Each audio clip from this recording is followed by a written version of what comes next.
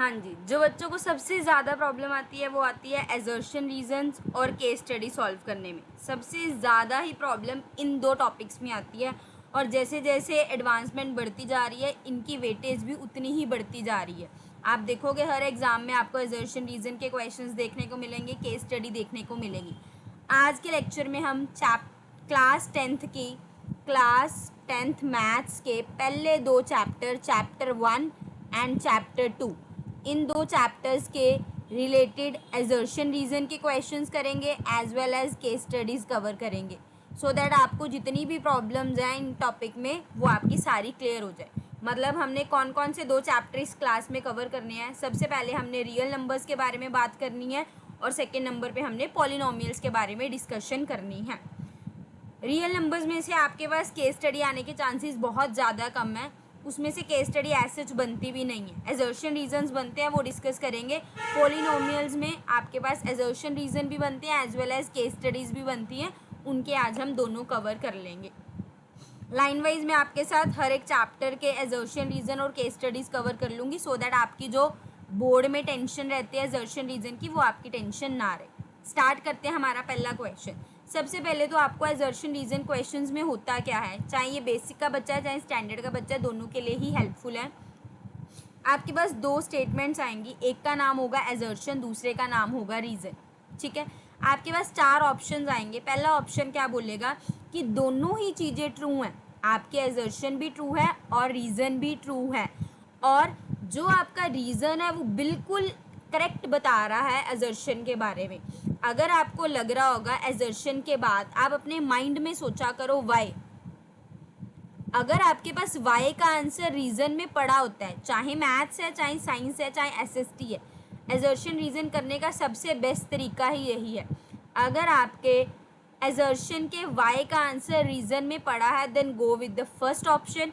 अगर असर्शन के वाई का रीजन करने पे आपके पास मतलब वाई क्वेश्चन करने पे आंसर आपको रीजन में नहीं मिल रहा, बेशक रीजन करेक्ट है बट जो ऊपर क्वेश्चन में बोला हुआ है उसका आंसर नहीं दे रहा है, तो आपने किस ऑप्शन के साथ जाना है, बी ऑप्शन के साथ टिक करना है। उसके अलावा सी और डी तो बहुत इजी होते हैं, आपको पहले ही पता लग जाता है। अगर एक चीज़ ट्रू है, अगर असर्शन ट्रू है और रीज़न फॉल्स है, दैट मीन्स आपने सी को टिक करना है, और अगर असर्शन ही फॉल्स है रीज़न ट्रू है तो आपने डी को टिक करना है। होप आपको ये चारों की क्लैरिटी होगी कि इनका मतलब क्या होता है, ए का मतलब क्या होता है, बी का मतलब क्या होता है, सी का मतलब क्या होता है और डी का मतलब क्या होता है। अब स्टार्ट करते हैं हमारा फर्स्ट क्वेश्चन। सबसे पहले क्वेश्चन है HCF आपको दो नंबर्स का दे रखा है 16 और उनका प्रोडक्ट आपको दे रखा है 3072 और आपसे बोला है जो LCM निकल के आएगा वो क्या आएगा, 162 निकल के आएगा। मैं उम्मीद करती हूँ कि आप लोगों को फॉर्मूलाज क्लियर होंगे, बाकी हम फॉर्मूलाज भी साथ साथ डिस्कस कर लेंगे। हमें पता है फॉर्मूला HCF इंटू LCM क्या होता है, प्रोडक्ट ऑफ टू नंबर्स। क्या होता है, प्रोडक्ट ऑफ टू नंबर्स। तो लगा लो आप फॉर्मूला में पुट करो, हमें क्या गिवन है, HCF गिवन है 16, LCM हमें नहीं पता वो निकालने को बोला है, और प्रोडक्ट ऑफ टू नंबर्स हमें कितना दे रहा है 3072। दैट मीन्स आप LCM कैलकुलेट कर सकते हो। LCM कैसे कैलकुलेट करोगे, 3072 को 16 से डिवाइड करोगे। जब आप 3072 को 16 से डिवाइड करोगे आपके पास आंसर आएगा 192। आंसर क्या आएगा, 192। बट इन्होंने क्या बोला है कि आपका जो LCM आएगा वो 162 आएगा। दैट मीन्स हमें ऑप्शंस देखने की ज़रूरत ही नहीं है, सीधा उस ऑप्शन के साथ जाओ जहाँ पे असर्शन फॉल्स है, क्योंकि हमारा असर्शन फॉल्स हो गया। अब रीज़न को चेक करने की ज़रूरत ही नहीं है। सबसे अच्छा होता है कि अगर आपका एक चीज़ फॉल्स आ जाती है तो आपको दूसरे को देखने की ज़रूरत ही नहीं पड़ती। रीज़न बिंग ऑप्शन एक ऐसा होता है जिसमें एक चीज़ फॉल्स है।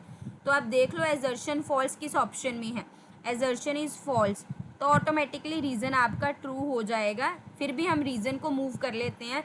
अगर दो नंबर्स है ए और बी पॉजिटिव नंबर्स तो हमारा ये फॉर्मूला होता है, ये सही है। अभी हमने यही फॉर्मूला लगाया था, HCF into LCM is equals to A into B. Hope आपको ये वाला क्वेश्चन क्लियर हो गया होगा। मूव करते हैं सेकेंड क्वेश्चन की तरफ, that is 2 is a rational number. हमें पता है रैशनल नंबर, चलो कैटेगरी में देख लेते हैं। रैशनल नंबर्स क्या होते हैं, वो नंबर्स जिनको हम किस फॉर्म में लिख सकते हैं, P/Q की फॉर्म में लिख सकते हैं। ऐसे नंबर्स को हम क्या बोलते हैं, रैशनल नंबर्स बोलते हैं। 2 है, 2 को आप 2/1 लिख सकते हो, दैट मीन्स 2 आपका रैशनल नंबर है। एजर्शन आपकी बिल्कुल सही है। रीज़न की तरफ चलते हैं। रीज़न में बोल रहे हैं the square root of all positive integer, अगर हम किसी भी पॉजिटिव इंटीजर का स्क्वायर रूट निकालें तो वो हमेशा इरेशनल आएंगे। क्या ये ट्रू है? आप चेक कर लो। अगर आप 2 चेक करोगे, हाँ ठीक है, √2 is a irrational number. 3 check करोगे, ये भी ठीक है, √3 is an irrational number. But अगर आप 4 चेक करोगे, you will get 2 and 2 is what, 2 is a rational number. हमने अभी ऊपर डिस्कस किया है 2 इज़ अ रैशनल नंबर, मतलब ये हमारी कंडीशन ही गलत होगी। तो हमने वो ऑप्शन पे जाना है जहाँ रीज़न आपका क्या होगा, फॉल्स। तो अगर आप मूव करोगे क्वेश्चंस ऑप्शंस की तरफ, सी ऑप्शन में आप देखोगे आपके पास क्या है, रीज़न इज़ फॉल्स। तो आपका जो करेक्ट आंसर हो जाएगा वो क्या हो जाएगा, ऑप्शन सी। क्या हो जाएगा, ऑप्शन सी। थर्ड क्वेश्चन की तरफ मूव करते हैं। अगर किसी क्वेश्चन में डाउट आ रहा होगा आप कमेंट सेक्शन में भी बोल सकते हो, अदरवाइज थोड़ा सा वीडियो रिवाइंड पीछे बैक करके दोबारा देख लेना, आपको क्लियर हो जाएगा। थर्ड क्वेश्चन की तरफ मूव करते हैं। उन्होंने क्या बोला है, एलसीएम आपके पास 2 नंबर्स का एलसीएम 30 है, एचसीएफ आपके पास 2 नंबर्स का 5 है, तो उन दोनों का प्रोडक्ट आपके पास 150 आएगा। चलो फॉर्मूला लगा लेते हैं। हमने अभी लर्न किया है LCM into HCF is equals to product of 2 numbers, मैंने ए इंटू बी लिख दिया। एलसीएम आपका 30 गिवन है, 30 डाल दो। एचसीएफ आपका 5 गिवन है, 5 डाल दो। इन दोनों को मल्टीप्लाई करोगे यू विल गेट 150, मतलब सही है, ये आपका सही है। फिर रीज़न पे आ जाओ। रीज़न पे इन्होंने फॉर्मूला दे दिया कि इस फॉर्मूला में लगा के देखा है तो ये आ रहा है, ठीक है। हमने भी फॉर्मूला में लगा के देखा है, मतलब हमारी दोनों चीज़ें सही हैं, एजर्शन भी सही है, रीज़न भी सही है। अब बच्चे कंफ्यूज होते हैं पहला लगाएंगे दूसरा। आप देखो, आपने सॉल्व किया, रीज़न की हेल्प से ही सॉल्व किया है ना, हमने फॉर्मूले से ही सॉल्व किया ना, दैट मीन्स हमारा रीज़न बिल्कुल बिल्कुल एक्सप्लेन कर रहा है हमारे एजर्शन को। जो आपका करेक्ट आंसर आ जाएगा वो क्या आ जाएगा, option A is the correct answer. Move करते हैं question number 4। √5 is an irrational number, ठीक है, हमें पता है √5 क्या है, इरेशनल नंबर है। m is an odd number greater than 1, 1 से जितने भी बड़े ऑड नंबर है ले लेते हैं। अभी हम 3 होता है, 5 होता है, 7 होता है, 9 होता है, 11 होता है and so on. √m is always irrational, इसमें कुछ भी डालो, इनमें से हमेशा इरेशनल आएगा। मैं 9 ही पिक करके देख लेती हूँ। 9 का रूट क्या होता है, 3, but 3 is rational not irrational, मतलब ये हमारा रीज़न क्या हो गया, गलत हो गया। आपने सिर्फ ये नहीं है एक डाल के देख लिया हो गया, दूसरा डाल के देख लिया हो गया, आपने वो सारे नंबर डाल के पॉसिबिलिटीज़ चेक करनी है जो हो सकती हैं, मतलब इसमें आपका रीज़न फॉल्स हो गया। तो हम किस ऑप्शन के साथ जाएंगे, ऑप्शन सी, एजर्शन ट्रू है बट रीज़न आपका क्या है, फॉल्स है। होप क्लियर हो रहे होंगे क्वेश्चंस। अगर क्लियर हो रहे हैं प्लीज़ अपनी फीडबैक देना मत भूलिएगा। चैनल को सब्सक्राइब कर लो अगर चैनल को सब्सक्राइब नहीं किया, और बेल आइकन को हिट कर लो सो दैट नेक्स्ट नोटिफिकेशन जैसे ही मैं डालूँ कुछ भी आपको साथ के साथ आ जाए। नेक्स्ट मूव करते हैं क्वेश्चन नंबर 5। एचसीएफ हमारे पास 2 नंबर्स का दे रखा है आपको 9, एलसीएम 2 नंबर्स का दे रखा है ये। पहले तो हम यही चेक कर लेते हैं। चलो आपको एक और चीज़ बता देती हूँ कि वैसे तो आप चलो चेक करते हैं, बाद में बताती हूँ वो, ताकि आपके माइंड में स्टक ना हो जाए कि ये कैसे हो गया। एचसीएफ क्या है, 9, चलो मल्टीप्लाई कर लेते हैं। किसके साथ मल्टीप्लाई करते हैं, एलसीएम के साथ करते हैं। क्या आना चाहिए, 2 नंबर्स का प्रोडक्ट आना चाहिए। 2 नंबर्स क्या हैं, 306 और 657, 306 और 657। चलो अब अपने पास, आप लोगों के पास है ना कॉपी पेन उठाओ और मल्टीप्लाई करो और देखो क्या दोनों सेम आ रहे हैं। अगर सेम आ रहे हैं मतलब सही है। मैं इधर से मल्टीप्लाई करती हूँ, आप अपनी साइड से मल्टीप्लाई करो। जब आप इन दोनों को मल्टीप्लाई करोगे यू विल गेट 20142, और अगर आप इन 2 नंबर्स को मल्टीप्लाई करोगे यू विल गेट अगेन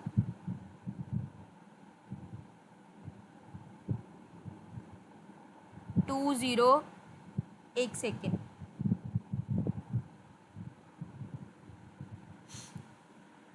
201042, 201042। चलो इधर से आपको यहीं से ही पता लग गया कि ये दोनों आंसर्स ही मैच नहीं हुए, मतलब हमारा एजर्शन ही गलत है। आपका एजर्शन गलत है। फिर भी हम रीज़न्स पे आ जाते हैं। रीज़न देखते हैं एक बार। रीज़न में देखो क्या है, 2 पॉजिटिव नंबर हैं, अगर उनका एचसीएफ 9 है तो एलसीएम क्या इस तरीके से निकाला जाता है, नहीं, ये भी हमारा गलत है। इस क्वेश्चन में आपको ए और आर दोनों ही गलत दे रखे हैं, बट ऐसा कोई भी ऑप्शन नहीं है, तो मतलब ये आपका एज अ क्वेश्चन ही रॉन्ग है आपका। इसमें कोई ना कोई मिस प्रिंट है क्वेश्चन में, क्वेश्चन का मतलब स्ट्रक्चर ही गलत है। वो ए को भी गलत बता रहे हैं और आर को भी गलत बता रहे हैं। इस क्वेश्चन में दोनों ही स्ट्रक्चर आपके गलत हैं, तो आपके पास कोई भी क्वेश्चन मैच नहीं हुआ, आंसर मैच नहीं हुआ। तो आप ऐसे क्वेश्चन का answer A and R both are false आएगा। अगर ये क्वेश्चन आता है आपके पास तो आपके पास ये ऑप्शन में आएगा ही आएगा, तो आपने इस ऑप्शन के साथ टिक करना है, A and R both are false. Move करते हैं क्वेश्चन नंबर 6 की तरफ। क्वेश्चन नंबर 6 क्या बोल रहा है, pi is an irrational number. Yes, हमें पता है पाई कैसा नंबर होता है, इरेशनल नंबर होता है, ये हम फेमिलियर हैं, पढ़ते भी है, इतनी बार पढ़ा है कि pi is an irrational number, मतलब हमारा एजर्शन ठीक है। √5 is also an irrational number, ये भी हमारा ठीक है। पर क्या पाई इरेशनल नंबर इस वजह से है क्योंकि √5 इरेशनल नंबर है? नहीं, इनमें आपस में कोई लिंक नहीं है। There is no link between assertion and reason, मतलब दोनों के दोनों ट्रू है, पर आर जो है वो एक्सप्लेन नहीं कर रहा। तो इसके लिए हम इस क्वेश्चन में किसके साथ जाएंगे, ऑप्शन बी के साथ जाएंगे। आप पता लगा कब ऑप्शन बी के साथ जाना है, जब एजर्शन और रीजन में कोई भी लिंक ना हो, तब आपने किसके साथ जाना होता है, ऑप्शन बी के साथ जाना होता है। मूव करते हैं क्वेश्चन नंबर 7 में। √3 + √5 इज एन इरेशनल नंबर, ये दोनों का सम हमें इरेशनल नंबर आएगा, ठीक है। हमें पता है दो इरेशनल नंबर्स को प्लस करते हैं we will get an irrational number, okay. उसके बाद बोल रहे हैं the sum of rational number and irrational number is an always irrational number, ये भी ठीक है। अगर एक रैशनल नंबर में हम इरेशनल ऐड करते हैं तो हमें इरेशनल ही मिलता है, ये भी ठीक है।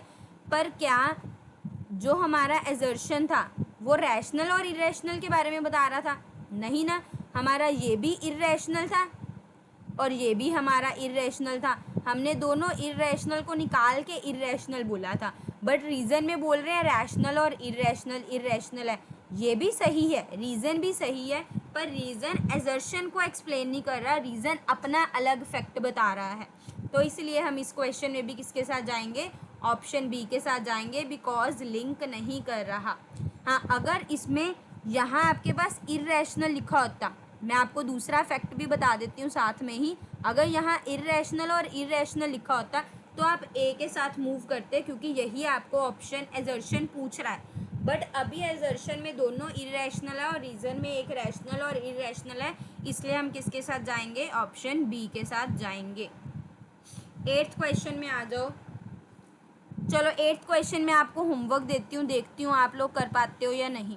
एक आधा क्वेश्चन होमवर्क में भी दूंगी, तभी पता लगेगा कि आप, बहुत इजी है। कोई पॉजिटिव नंबर अब 0 और 5 से डिविजिबल होगा, अगर 0 और 5 उसके एंड में है तो वो 5 से डिविजिबल होगा, ट्रू है। प्राइम फैक्टर्स, ये अपने आप खुद एक बार रीड करना और बताना। अगर नहीं क्लियर हुआ कोई बात नहीं, आप कमेंट सेक्शन में पूछ लेना, I will explain either in the comment section, और एक शॉर्ट वीडियो या लॉन्ग वीडियो ले आऊँगी जिसमें एक्सप्लेन कर दूँगी। अगर ज़्यादा बच्चों को डाउट हुआ तो नेक्स्ट क्लास में जो आगे वाले क्वेश्चन चैप्टर के साथ उसको कवर कर देंगे, ठीक है।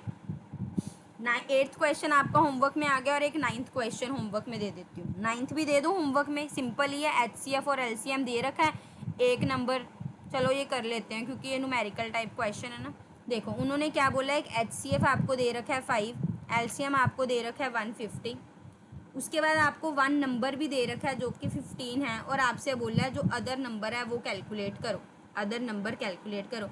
ईजी है कैलकुलेट करना, जो लेफ़्ट साइड है उसको लेफ़्ट साइड ही रहने दो, ये 15 उठा के आप इधर ले आओ तो डिवाइड में चला जाएगा, कटिंग करोगे यू विल गेट 50, और उन्होंने बोला 50 ही आना चाहिए, मतलब सही है, मतलब हमारा एजर्शन सही है। एजर्शन सही करने के लिए हमने यही फॉर्मूला का यूज़ किया, HCF और LCM into A into B, मतलब रीज़न भी सही है। तो हम किसके साथ जाएंगे, ऑप्शन ए के साथ जाएंगे, assertion and reason both are true and reason is the correct explanation of assertion. Now comes to the 10th question.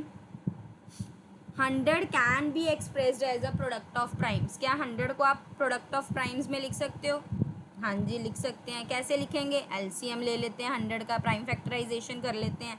जब आप करोगे तो आपके पास क्या आया 20, फिर क्या आया 50, फिर क्या आया 25, फिर 5 के टेबल में जाएगा, कितने पे आएगा 5 पे, फिर 5 पे जाएगा, कितने पे आएगा 1 पे।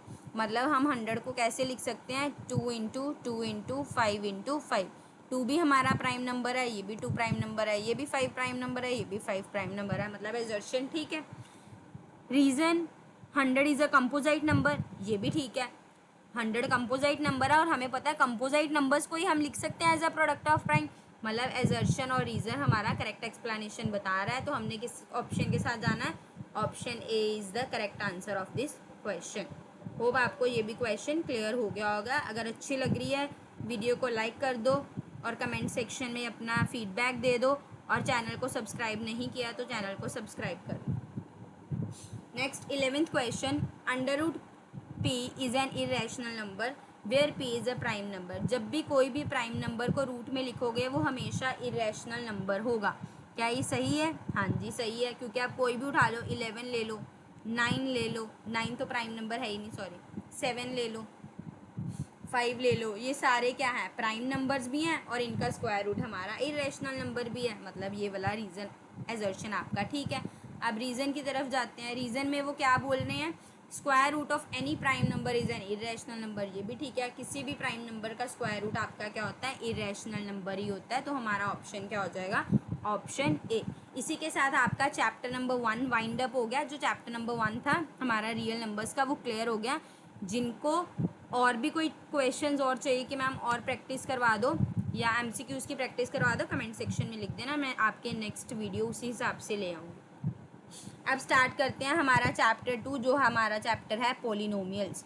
पॉलिनोमियल्स के पहले हम एमसीक्यूज ये एजर्शन रीजन करेंगे and then we will move with the to the case studies. फिर उसके बाद हम केस स्टडीज़ भी देख लेंगे पॉलिनोमियल की, ठीक है।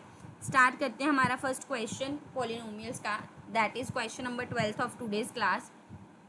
एजर्शन है X square plus 4x plus 5 has 2 zeros कि जो ये आएगा इसमें 2 ज़ीरोज़ निकलेंगी। हमें पता है क्वाड्रेटिक इक्वेशन है। अच्छा मैं आपको बता देती हूँ क्वाड्रेटिक इक्वेशंस क्वाड्रेटिक पॉलिनोमियल्स कौन सी होती हैं, जिनमें x की मैक्सिमम पावर क्या होती है 2, मतलब highest degree of x is 2, वो हमारी क्या होती हैं क्वाड्रेटिक। हाईएस्ट डिग्री क्या होनी चाहिए 2। अगर आपकी हाईएस्ट डिग्री 1 है तो वो आपकी कैसी इक्वेशंस होंगी, लीनियर। कैसी होंगी, लीनियर। अगर x की हाईएस्ट डिग्री 3 है तो वो आपकी कैसी होंगी, क्यूबिक। कैसी होंगी, क्यूबिक। और मोर देन 3 4 पे हम क्या बोल देते हैं, पॉलिनोमियल्स ही बोल देते हैं, ठीक है। तो उन्होंने, और जितनी पावर होती है उतनी हमारे पास ज़ीरोज़ निकलती हैं, मतलब इसमें जो ज़ीरोज़ आएंगी वो कितनी आएंगी, 2 ज़ीरोज़ आएंगी। क्या आएंगी, मैक्सिमम 2 ज़ीरोज़ ही आएंगी। इसमें आपकी कितनी ज़ीरोज़ आएंगी, 1। इसमें आपकी कितनी ज़ीरोज़ आएंगी, 3। दैट मीन्स आपका एजर्शन ठीक है। एजर्शन वो यही बोल रहे हैं कि इनमें क्या आएंगी, 2 ज़ीरोज़ आएंगी, ठीक है। उसके बाद रीज़न में वो क्या बोल रहे हैं, quadratic polynomial can have at most 2 zeros की, क्योंकि क्वाड्रेटिक पॉलिनोमियल की एट मोस्ट 2 ज़ीरोज़ होती हैं। ये ठीक है एट मोस्ट, पर ज़रूरी नहीं है। मतलब आप ये क्वेश्चन में आप ये बोल सकते हो कि एट मोस्ट का मतलब हम क्या यूज़ करते हैं, वो और उससे ज़्यादा। हमारे पास 2 वर्ड आते हैं, एक आता है एट लीस्ट, एक आता है एट मोस्ट। एट लीस्ट का मतलब होता है वो और उससे कम जितना भी है, मतलब अगर 2 है 1 भी आ सकती है, 0 भी आ सकती है। और अगर एट मोस्ट की बात करें 2 और उससे ज़्यादा, ठीक है। पर यहाँ पे हमें पता है 2 से ज़्यादा नहीं आ सकती, मैक्सिमम 2 ही आ सकती हैं। तो हाँ ये वाला क्वेश्चन हम कह सकते हैं कि ऑप्शन बी के साथ जाएंगे हम। रीज़न बीइंग क्योंकि एट मोस्ट 2 ज़ीरोज़ में 2 तो आएंगी है ना, जो हमारे इसके साथ है, बट एग्जैक्टली रीज़न नहीं दे रही है, तो हम किसके साथ जाएंगे, ऑप्शन बी के साथ मूव करेंगे इस क्वेश्चन में। फिर भी ये वाला क्वेश्चन आप स्टार मार्क कर लो, क्योंकि इसमें भी मेरे को एज सच ऑप्शन के साथ कोई भी मैचिंग नहीं नज़र आ रही है, ठीक है। आ जाओ नेक्स्ट क्वेश्चन 13th पे। 13 है, ज़ीरोज़ आपको बोला है इस इक्वेशन की ये होंगी। ज़ीरोज़ निकालनी आती हैं, अगर नहीं आती तो पहले ज़ीरोज़ निकालनी सीखो। ये है ज़ीरोज़, मिडल टर्म स्प्लिट से निकाल लो। मिडल टर्म स्प्लिट करो, अगर मल्टीप्लाई करके आपके पास क्या आना चाहिए, मैं आपको सिखा देती हूँ। मिडल टर्म स्प्लिट मल्टीप्लाई करके आपके पास क्या आना चाहिए, -5, और प्लस माइनस करके आपके पास क्या आना चाहिए, -4। प्लस माइनस करके क्या आना चाहिए, 4। तो फैक्टर्स बना लो 5 के। 5 के फैक्टर्स क्या आएंगे, 1 इंटू 5, यही होएगा ओनली फैक्टर। अब आप इसको क्या लिखोगे कि -4 आए। माइनस कब आता है, जब हमारे बड़ी डिजिट के आगे माइनस हो। इन दोनों में से बड़ा कौन है, 5, मतलब जो हमारी स्प्लिटिंग होगी वो क्या हो गई, 1 - 5, क्योंकि अगर 1 - 5 करेंगे -4 आएगा, और 1 इंटू -5 करेंगे तो हमारे पास -5 आएगा, जो हमें चाहिए। मतलब जो हमारे फैक्टर्स आए हैं वो क्या आए हैं, +1 और -5। क्या आए हैं, +1 और -5। इसको लिख के दिखा देती हूँ मैं आपको कैसे लिखते होते हैं। मिडल वाले को आपने तोड़ना है। इसको हमने कैसे तोड़ा, +1 और -5 में हमने इसको स्प्लिट कर लिया, तो 4 की जगह हमने क्या लिख लिया, +1 और -5। उसके बाद फर्स्ट 2 में से फैक्ट कॉमन निकालना होता है, नेक्स्ट 2 में से कॉमन निकालना। फर्स्ट 2 में से आपका x कॉमन निकल जाएगा, अंदर क्या बच जाएगा, x, और इधर क्या बच जाएगा, 1। जिसको नहीं आती है पहले वो डिटेल देख लो, आनी चाहिए, क्योंकि ये कॉमन सी चीज़ है, इसके बिना नहीं सॉल्व हो पाएगा। अगर नहीं पता तो इसको भी खोल लिया करो फर्दर। इसको आप कैसे खोलोगे, x इंटू एक्स। इसको कैसे खोलोगे, 1 इंटू एक्स। 5x को कैसे आप खोलोगे, -5 इंटू एक्स। और 5 को कैसे आप खोलोगे, -5 इंटू 1। अगर आप चाहते हो कि मैम इस पर डिटेल वीडियो बना दो एक, जिसमें आप मिडिल टर्म स्प्लिटिंग सिखा दो और 4-5 क्वेश्चन करा दो, तो कमेंट सेक्शन में लिख देना, फिर मैं वो भी करवा दूँगी। इसमें से क्या कॉमन आ गया, आपका x कॉमन आ गया, अंदर देखो क्या बच गया, x + 1 बच गया। इसमें देखो क्या कॉमन आया, -5 कॉमन आया। जब -5 कॉमन ले लिया तो अंदर क्या रह गया, x + 1। जो ब्रैकेट सेम होती है उसको एक बार लिख लेते होते हैं, और जो रह जाती है उसको एक बार लिख लेते हैं। तो मतलब ज़ीरोज़ निकालने के लिए इनको 0 के इक्वल कर दो। मतलब एक बार x + 1 को 0 के इक्वल कर दो तो आपके पास क्या आ गया, -1, और एक बार x - 5 को 0 के इक्वल कर दो तो आपका क्या आ गया, x = 5। मतलब आपके इसके जो ज़ीरोज़ आए हैं वो क्या क्या आए हैं, -1 और 5। क्या आए हैं, -1 और 5। और इस क्वेश्चन में आपको यही बोला है, जो आपके ज़ीरोज़ हैं वो -1 और 5 हैं। मतलब हमारा एजर्शन जो है वो क्या है, करेक्ट है। एजर्शन क्या है, करेक्ट है। दूसरा तरीका, जैसे अभी मैंने आपको एक तरीका बताया, मिडिल टर्म स्प्लिट करा तो हमने निकाला। अब दूसरा तरीका भी देखो कि आपने कैसे चेक करना है कि ये ज़ीरो सही है या नहीं है। आप दोनों तरीके देख लो, ताकि अगर पेपर में एजर्शन रीजन में टाइम ज़्यादा वेस्ट ना करना पड़े। ये तब करना पड़ता है जब हमारे पास 2 मार्क्स का क्वेश्चन हो, 3 मार्क का क्वेश्चन हो, तब हमें चाहिए होता है कि हम सारा स्टेप बाय स्टेप करें। तो उन्होंने आपको पूछा हुआ है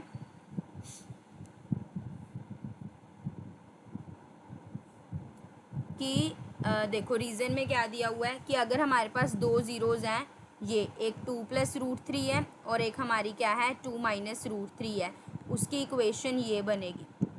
अब चेक कैसे करना है, दूसरा मेथड देखो। जब भी आपके पास 2 ज़ीरोज़ हों, ये आपका फॉर्मूला होता है x² माइनस सम ऑफ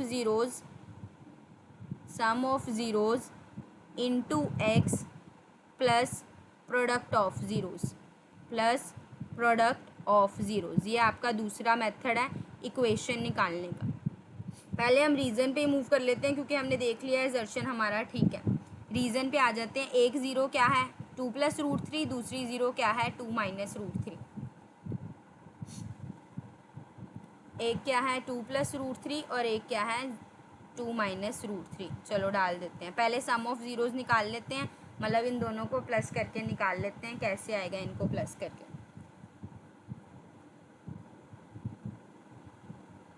करो 2 + √3 को प्लस करो 2 - √3 से। जब आप प्लस करोगे √3 से √3 कैंसिल, आपका क्या आया 4। इनको प्रोडक्ट कर लो 2 + √3 और 2 - √3। जब आप प्रोडक्ट करोगे, हमें पता है a + b, a - b क्या होता है, a² - b²। a क्या है यहाँ पे 2 और b क्या है आपका √3।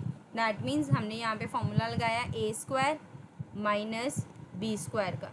तो ये आपका क्या आया 4 - 3, जो क्या आ गया 1। क्या आ गया 1।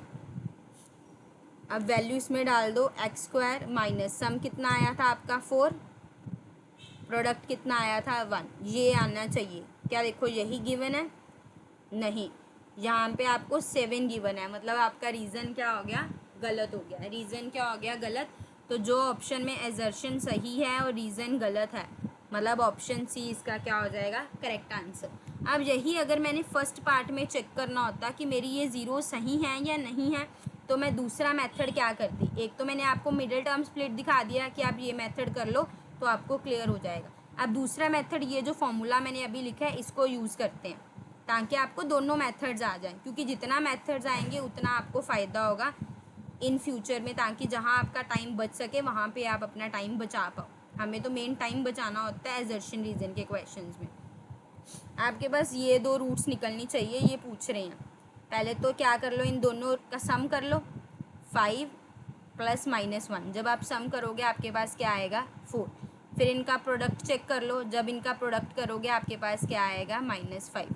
इस इक्वेशन में डाल दो x², सम कितना आया था आपका +4 और प्रोडक्ट कितना आया था -5। चेक करो जो इक्वेशन थी यही थी, यस यही थी ना। दैट मीन्स हमें इतना निकालने की ज़रूरत ही नहीं है मिडिल टर्म स्प्लिट। हम इसी फॉर्मूला से डायरेक्ट ये फॉर्मूला से भी चेक कर सकते थे कि हमारा क्वेश्चन सही था या नहीं। तो इससे मैंने आपको क्या बताया, इस क्वेश्चन में हमने क्या देखा, हमने दो तरीके समझ लिए, एक तो मिडिल टर्म स्प्लिट है और एक आपका ये वाला सीधा डायरेक्ट फॉर्मूले का मेथड है। हाँ, अगर आपके पास 3 मार्क्स में क्वेश्चन आता है तब भी आप दोनों में से कोई भी कर सकते हो, क्योंकि formula is also one of the good method कि बच्चे को फॉर्मूला आता है तब भी नंबर नहीं जाते हैं। जैसे कि बोर्ड चेकिंग की हुई है ऐसा, जिसमें नंबर नहीं कटेंगे इस चीज़ के, ये टाइम सेव ही होगा आपका। तो आपको दोनों ही तरीके आने चाहिए कि जो मर्जी क्वेश्चन आ जाए आप इजीली सॉल्व कर पाओ। होप आपको ये वाला क्वेश्चन क्लियर हो गया होगा। अब ये वाला फॉर्मूला लर्न रखना अपने दिमाग में, और लास्ट में जब क्लास ख़त्म हो जाएगी एक बार जितने हमने 2-3 फार्मूलाज करे हैं वो सारे कमेंट सेक्शन में लिख देना, सो दैट आपके फार्मूलाज की रिवीजन हो जाए। चलो 14th क्वेश्चन की तरफ आते हैं। Degree of zero polynomial is not defined. Zero polynomial की डिग्री डिफाइंड नहीं होती है, ये ठीक है हमारा। Reason, degree of non zero constant is zero, क्योंकि जो नॉन ज़ीरो कांस्टेंट का मतलब क्या हो गया, 2 हो गया, 3 हो गया, 4 हो गया, 5 हो गया, कोई भी नंबर जो ज़ीरो नहीं हो, ज़ीरो नहीं है उसकी डिग्री ज़ीरो होती है। हाँ ठीक है। रीज़न बिंग, अभी मैंने आपको बताया था अगर x की पावर 1 है तो वो लीनियर है, 1 डिग्री है। अगर x की पावर 2 है तो उसकी डिग्री 2 है, मतलब क्वाड्रेटिक इक्वेशन है। अगर किसी की पावर 0 होती है दैट मीन्स वो 0 डिग्री है, ठीक है, 0 डिग्री है। और किसी की भी पावर 0 क्या होता है 1, ये आपने छोटी क्लासेस में एक्सपोनेंट्स में पढ़ा है कि किसी की भी पावर 0 क्या होता है 1। अब आप 2 को कैसे लिख सकते हो, 2 को ऐसे लिख सकते हो ना, 2 × x की पावर 0, इसका मतलब भी तो 2 ही बना, क्योंकि 2 × x की पावर 0 ऑलरेडी 1 होता है हमें पता है, तो ये भी 2 आया, मतलब आप 2 को इस फॉर्म में लिख सकते हो, मतलब ये भी आपका क्या है करेक्ट है। एजर्शन भी ठीक है, रीज़न भी ठीक है, पर ज़ीरो डिफाइंड नहीं है क्योंकि ये नहीं, ये तो कोई आंसर नहीं है, ये तो हमें सिर्फ बता रही है कि हाँ कि जो नॉन ज़ीरो कांस्टेंट है उनकी डिग्री 0 होती है, उनमें जो डिग्री होती है वो 0 होती है। और ऊपर ये बता रहे हैं कि ज़ीरो पॉलिनोमियल की डिग्री डिफाइन नहीं होती, क्योंकि ज़ीरो पॉलिनोमियल की डिग्री कैसे डिफाइन करोगे, ज़ीरो पॉलिनोमियल का क्या मतलब है, जिसमें 0 ही आंसर हो। ज़ीरो की क्या डिग्री होगी, कोई डिग्री नहीं होगी, ये डिफाइन ही नहीं कर सकते हम ज़ीरो को, क्योंकि ज़ीरो को किसी भी नंबर से मल्टीप्लाई करो यू विल गेट 0। तो आपका इस क्वेश्चन का आंसर क्या हो जाएगा, ऑप्शन बी। दोनों चीज़ें अपनी अपनी जगह सही हैं, पर एजर्शन को रीज़न एक्सप्लेन नहीं कर रहा। Now comes to the 15th question.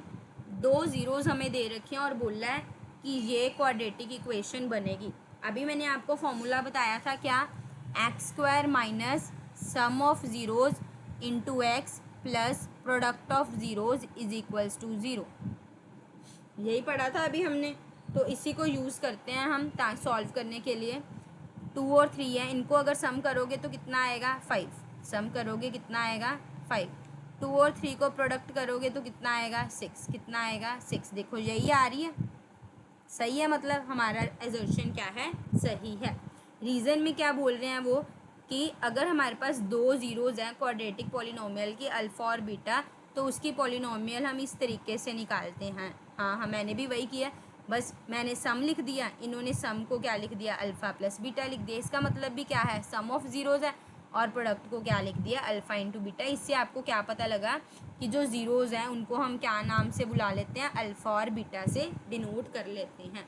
मतलब हमारा रीज़न और एजर्शन दोनों सही है और एजर्शन रीज़न से ही बना है, तो हम किसके साथ जाएंगे, ऑप्शन ए के साथ जाएंगे। नेक्स्ट आ जाओ क्वेश्चन नंबर 16।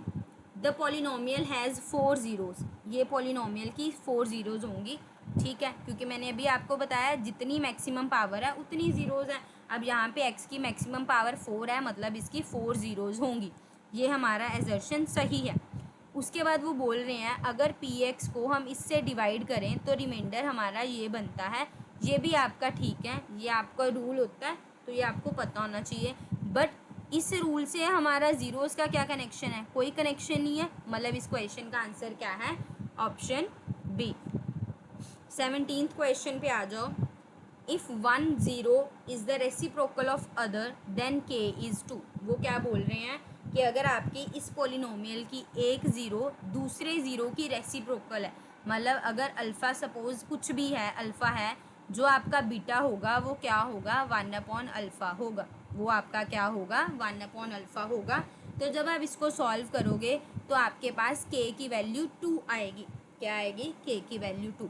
अब मैं आपको एक ट्रिक बताती हूँ जो आपके हर क्वेश्चन में एप्लीकेबल हो जाएगी। जो भी आपके रेसिप्रोकल होंगी, जब ज़ीरोज़ आपके पास क्या वर्ड आ जाए, रेसिप्रोकल लिखा आ जाए ज़ीरोज़ में, तो आपने हमेशा प्रोडक्ट ऑफ ज़ीरोज़ निकालनी होती है। क्या निकालनी है, प्रोडक्ट ऑफ ज़ीरोज़। और प्रोडक्ट ऑफ ज़ीरोज़ का फॉर्मूला क्या होता है, c/a।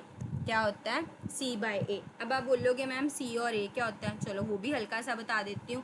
जो हमारी क्वाड्रेटिक इक्वेशन है उसका जो जर्नल फार्मूला होता है वो क्या होता है, ax² + bx + c = 0। This is the journal formula, journal form, जिसमें a आपका क्या होता है, that is coefficient of x², b आपका क्या होता है, कोफिशिएंट ऑफ x, और c आपका क्या होता है, कांस्टेंट। जब भी आपके पास रेसिप्रोकल वर्ड आ जाए क्वेश्चन में, आपने सीधा ये फॉर्मूला लगा के सॉल्व करना है, दैट्स इट। और कोई फॉर्मूला लगाने की ज़रूरत नहीं है। c आपका कांस्टेंट है, a आपका कोफिशिएंट ऑफ x² है। अब मूव करते हैं क्वेश्चन की तरफ। मैंने आपको बोल दिया आपने प्रोडक्ट लगाना है। पहले तो हम क्वेश्चन में देख लेते हैं हमारे पास a, b और c क्या है।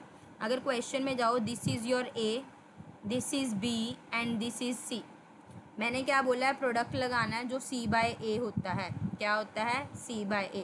प्रोडक्ट एक अल्फ़ा थी, दूसरा क्या था, 1/अल्फ़ा। c की वैल्यू क्या है, 4k, और आपकी a की वैल्यू क्या है, k²/4। क्या है, k²/4। ये आपका इससे कैंसिल हो जाएगा, you will gate 1। Left side में आपके पास 1 आ गया और राइट साइड में आपके पास क्या पड़ा है, 4k/k² + 4। क्रॉस मल्टीप्लाई करो। जब आप क्रॉस मल्टीप्लाई करोगे आपके पास क्या आ जाएगा, k² + 4 = 4k। ये +4k इधर आके क्या बन जाएगा, -4k। क्या बन जाएगा, -4k। उसके बाद अगेन आप मिडल टर्म स्प्लिट करो और सॉल्व करो। वैसे अगर आप देखो तो ये आपका k-2 की होल स्क्वायर बन रहा है। क्या बन रहा है, k-2 की होल स्क्वायर बन रहा है। तो मतलब आपके पास k की वैल्यू क्या आ रही है, k-2 की स्क्वायर आपके पास क्या आई, 0। दैट मीन्स k-2 0 आ गया। k की वैल्यू आपके पास क्या आई है, 2। k की वैल्यू आपके पास क्या आई है, 2। तो उन्होंने क्या बोला है कि अगर one of the zeros reciprocal होगी तो आपके पास k की वैल्यू 2 आएगी। ये सही है, हमें दिख रहा है k की वैल्यू क्या आ रही है, 2 आ रही है। तो मतलब हमारा जो एजर्शन है वो क्या है, ट्रू है। एजर्शन क्या है, ट्रू है। अब रीज़न की तरफ चल जाते हैं क्योंकि हमने अपना एजर्शन तो देख लिया, एजर्शन हमारा सही था। अब रीज़न पे आ जाओ। रीज़न पे उन्होंने क्या बोला है, x - a is a factor. अगर x - a फैक्टर होगा कोई भी पॉलिनोमियल का, और अगर हम उसके ज़ीरो के इक्वल करते हैं, जो आपका आंसर आएगा वो आपकी ज़ीरोज़ ही आएंगी उसकी। तो ये भी आपका सही है, मतलब आपकी दोनों चीज़ें सही हैं। तो हमारा जो करेक्ट आंसर हो जाएगा वो क्या हो जाएगा, ऑप्शन ए। हमने ऐसे ही करके देखा, इक्वल्स टू 0 करके देखा, तभी हमारा आंसर आया। तो इसका करेक्ट आंसर क्या हो जाएगा, option A. Option A is the correct answer.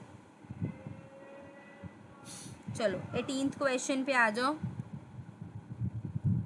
Alpha, beta और गामा। वैसे ये आपके अब ये वाले क्वेश्चंस आपको क्यूबिक वाली है नहीं, तो ये आप क्वेश्चन लीव कर दो, क्योंकि अब आपके सिलेबस में सिर्फ क्वाड्रेटिक की एज सच है, क्यूबिक का क्वेश्चन नहीं आता, ये क्वेश्चन आप छोड़ दो। 19th क्वेश्चन पे आ जाओ। अल्फ़ा और बीटा दो ज़ीरोज़ हैं इस इक्वेशन की, और जब आप उन दोनों की रेसिप्रोकल करते हो तो आपके पास ए निकल के आता है, वो ये कह रहे हैं क्वेश्चन में। उसके बाद दूसरा क्वेश्चन क्या बोल रहा है, रीज़न क्या बोला है, अल्फ़ा और बीटा ज़ीरोज़ हैं इस पोलिनोमियल की, तो हमें पता है अल्फ़ा प्लस बीटा क्या होता है माइनस बी बाई ए, और अल्फ़ा बीटा क्या होता है सी बाई ए। सही। अब देखो, अभी मैंने आपको सिर्फ प्रोडक्ट का फॉर्मूला बताया था जो सी बाई ए था, ठीक है। सम का फॉर्मूला भी आपको पता होना चाहिए, वो क्या होता है माइनस बी बाई ए। मतलब आपका रीज़न जो है वो बिल्कुल सही है। रीज़न क्या है आपका इस क्वेश्चन का, सही है। तो अब एजर्शन की तरफ मूव करते हैं, क्योंकि रीज़न तो हमारा सही आ गया। चलो, इसकी आपने दो वो निकालनी है। चलो अल्फ़ा और बीटा निकालो इस इक्वेशन का। अगर आप इक्वेशन का अल्फ़ा और बीटा निकालोगे तो क्या आएगा,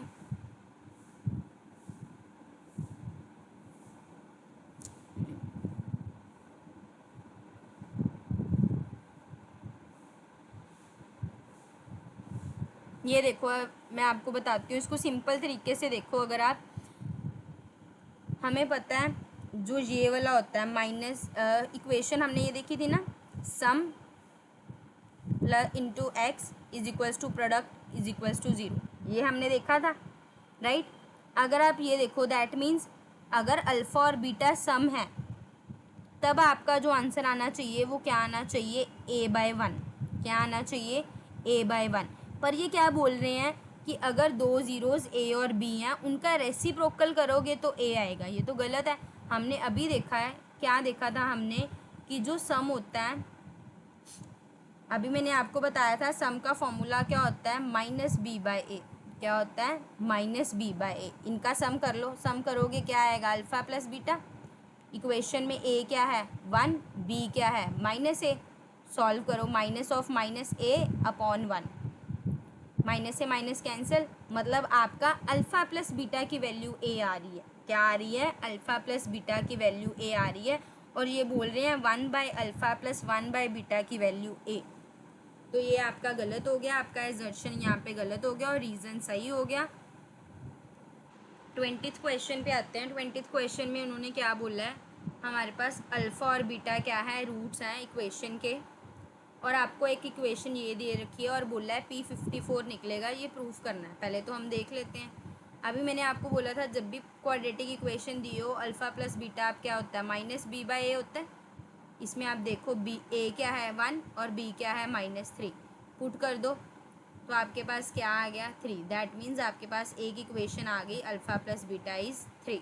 क्या आ गई, अल्फ़ा प्लस बीटा इज़ 3। इधर से आप अल्फ़ा की वैल्यू निकाल लो, वो आपकी क्या आ जाएगी 3 माइनस बीटा। क्या आ जाएगी 3 माइनस बीटा, वो आप इस इक्वेशन में पुट कर दो। दूसरी इक्वेशन आपके पास क्या है 2 alpha plus 3 beta is equals to 15। Put कर दो, अल्फ़ा की जगह आपने 3 माइनस बीटा पुट करा, प्लस 3 बीटा आ गया is equals to 15।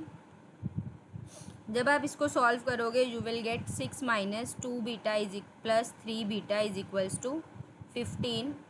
That means 6 plus beta is equals to 15, और आपके पास बीटा की वैल्यू कितनी आ गई 15 माइनस 6, जो कितनी हो गई 9। कितनी हो गई 9। उसकी वैल्यू आप यहाँ पे पुट करो, अल्फ़ा आपके पास क्या आ गया 3 माइनस 9 दैट इज़ -6। क्या आ गया -6। और उन्होंने आपसे पूछा क्या है, पी के बारे में पूछा है। किसके बारे में पूछा है, पी के बारे में पूछा है। पी कैसे निकलेगा, हमें पता है पी क्या है, प्रोडक्ट है। तो मतलब अगर अल्फ़ा और बीटा का मैं प्रोडक्ट कर लूँ, सी बाय ए आता है, जो हमारा क्या है पी बाय 1। और हमने देखा है प्रोडक्ट वैल्यूज़, देखो एक -6 आई है और एक क्या आई है 9 आई है, इसमें डाल दो। अब -6 और 9 डालोगे, -6 और 9 डालोगे यू विल गेट -54। मतलब जो आपकी पी की वैल्यू आई है वो कितनी आई है -54, और ये क्या बोल रहे हैं प्लस का 54, मतलब गलत है। आपका जो करेक्ट आंसर हो जाएगा वो ऑप्शन डी हो जाएगा। हमारा एजर्शन क्या आ रहा है, गलत आ रहा है, -54 आना चाहिए, +54 नहीं आएगा। ठीक है, रीज़न ऑटोमेटिकली सही हो गया, क्योंकि ऑप्शन ही हमारे पास ऐसा था जिसमें एजर्शन फॉल्स होगा। और रीज़न ट्रू होगा। अदरवाइज़ हम रीज़न को भी देखते वैसे देख लेते हैं, हमें पता है ये फॉर्मूला ट्रू है तो ये हमारा क्या है, रीज़न हमारा करेक्ट है, यही फॉर्मूला हमने यूज़ किया है।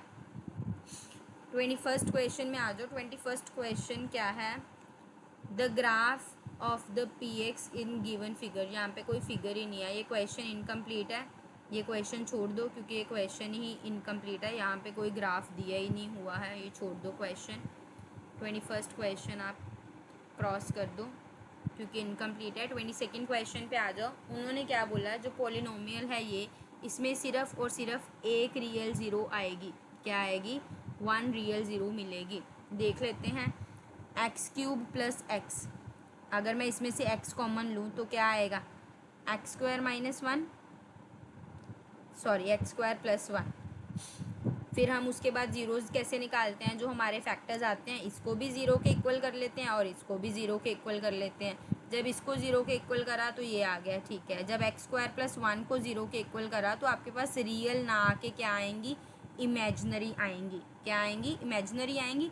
मतलब ये रीजन एजर्शन सही है, हमें सिर्फ एक रियल ज़ीरो मिल रही है, बाकी दो ज़ीरोज़ हमारी इमेजनरी हैं, मतलब कॉम्प्लेक्स इरेशनल ज़ीरोज़ हैं। A polynomial of nth degree must have n real zeros. ये गलत है क्योंकि अभी हमने देखा ये हमारे पास एक डिग्री n पॉलिनोमियल डिग्री है जिसमें n डिग्रीज है, मतलब जिसमें हमारी 3 डिग्री थी, मैक्सिमम डिग्री 3 थी। तो यहाँ पे हमें क्या 3 रियल रूट्स मिल रहे हैं, नहीं ना, हमें सिर्फ और सिर्फ 1 रियल रूट मिला है। तो मतलब हमारा रीज़न क्या है, गलत है। जो इसका करेक्ट आंसर हो जाएगा वो option C, assertion is true but reason is false. Reason is false. Next 23rd question पे आ जाओ। 23rd क्वेश्चन क्या कह रहा है, 2 minus root 3 is a zero of quadratic, then other zero will be 2 plus root 3। ये सही है, आपको पता भी होना चाहिए कि अगर आपके पास क्वाड्रेटिक पॉलिनोमियल एक, अगर आपके पास नेगेटिव में है, मतलब इरेशनल ज़ीरोज़ आ रही हैं, क्योंकि ये इरेशनल है ना, root 3 is an irrational zero, तो ये इरेशनल नंबर हो गया। अगर इरेशनल है वो हमेशा इरेशनल ज़ीरोज़ पेयर में एग्जिस्ट ही करती हैं, हमेशा कैसे करती हैं, पेयर में। मतलब अगर एक माइनस में है तो दूसरी आपकी प्लस में ही पड़ी होगी, ये श्योर है। अगर आपकी एक प्लस में गिवन है तो दूसरी आपको माइनस में मिलेगी ही मिलेगी, ये श्योर है।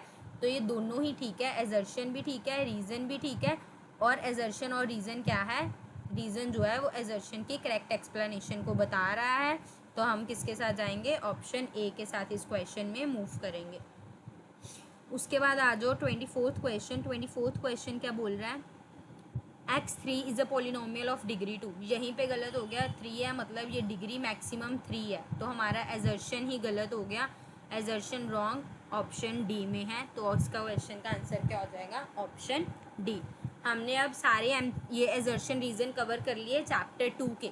इसके साथ आपका चैप्टर 1 और चैप्टर 2, मेरी तरफ से चैप्टर 1 के एजर्शन रीज़न डन हो गए, चैप्टर 2 के एजर्शन रीज़न डन हो गए। जैसे मैंने आपको स्टार्टिंग में कहा था हम केस स्टडी भी करेंगे, तो अब हम केस स्टडी की तरफ मूव कर लेते हैं ताकि हम केस स्टडीज़ को भी देख लें थोड़ा सा। आ जाओ केस स्टडी की तरफ आ जाओ। सबसे पहली केस स्टडी पॉलिनोमियल चैप्टर की, उन्होंने क्या बोला है, इफ़ वी स्ट्रेच ड्रॉप, हमने एक रोप को क्या करा, ज का stretch drop, certain waves are produce, कुछ वेव्स प्रोड्यूस हुई, वो हमें फिगर मिल गई है, जो वेव्स है उसकी जो फिगर है वो कुछ इस तरीके से है। Answer the given questions, in questions को आपने आंसर करना है। सबसे पहला ये स्लोप पूछ रहे हैं कि इसकी शेप कैसी है। जब भी आपको ऐसे यू शेप आ जाए, चाहे ऐसे आ जाए, ऐसे आ जाए, इस साइड आ जाए, नीचे को आ जाए, इस साइड आ जाए, ये सारी शेप्स कैसी होती हैं, पैराबोलिक। कैसी शेप होती हैं, पैराबोलिक। तो ये आपकी जो शेप होएगी वो कैसी होगी, पैराबोला। शेप क्या होगी आपकी, पैराबोला। तो फर्स्ट क्वेश्चन का आंसर आपका क्या हो गया, parabola. How many zeros are there, आपको कितनी ज़ीरोज़ दिख रही हैं। ज़ीरोज़ होता है जहाँ पे पॉइंट कट रहा है। ये इक्वेशन देखो 2 पॉइंट्स को कट करिए, एक यहाँ पे और एक यहाँ पे, तो मतलब इसकी जो ज़ीरोज़ हैं वो कितनी हैं, इसमें 2 ज़ीरोज़। कितनी ज़ीरोज़ हैं, 2 zeros. When does the graph open upwards, open कब हुआ ग्राफ, ओपन तब होता है जब आपकी क्वाड्रेटिक इक्वेशन क्या हो, ज़ीरो से ज़्यादा, मतलब जो आपका ये है पैराबोला कब बनती है, जब इक्वेशन क्वाड्रेटिक होएगी। कब बनती है? जब इक्वेशन क्या होगी? क्वाड्रेटिक। और क्वाड्रेटिक होने के लिए ए की वैल्यू कभी भी ज़ीरो नहीं हो सकती। क्या नहीं हो सकती? ज़ीरो नहीं हो सकती। अब ओपन अपवर्ड्स, अपवर्ड्स के लिए मतलब ए की वैल्यू को हमेशा ग्रेटर देन ज़ीरो होना पड़ेगा। अपवर्ड्स के लिए क्या होगा? हमेशा ए को ग्रेटर देन ज़ीरो होना पड़ेगा, चाहे 1 हो, 2 हो, 3 हो, जो मर्जी हो, but A should be greater than zero. A should be greater than zero. तो इसका जो आंसर आ जाएगा वो क्या आ जाएगा? A should be greater than zero. ये आपका थर्ड क्वेश्चन का आंसर हो गया। आ जाते हैं फोर्थ क्वेश्चन में। What is the expression? आपने एक्सप्रेशन बताना है इस पॉलिनोमियल का।